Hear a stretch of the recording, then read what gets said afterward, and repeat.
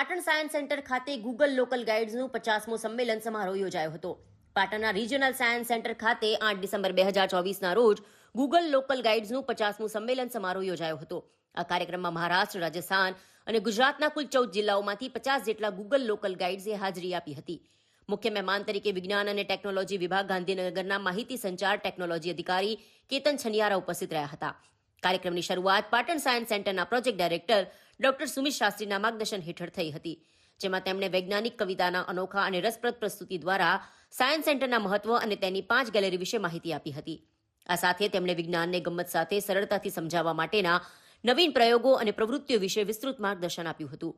સમારોહમાં હાજર તમામ ગૂગલ લોકલ ગાઈડ્સને ગિફ્ટ આપીને સન્માનિત કરવામાં આવ્યા હતા. ત્યારબાદ તમામ ગાઈડ્સે સાયન્સ સેન્ટરની અદ્યતન 5 ગેલેરીઓની મુલાકાત લીધી અને 5D થિયેટરનો અનોખો અનુભવ લીધો હતો. આ ટેકનોલોજીકલ અનુભવથી તેઓ પ્રભાવિત અને ખૂબ જ ઉત્સાહી બન્યા હતા.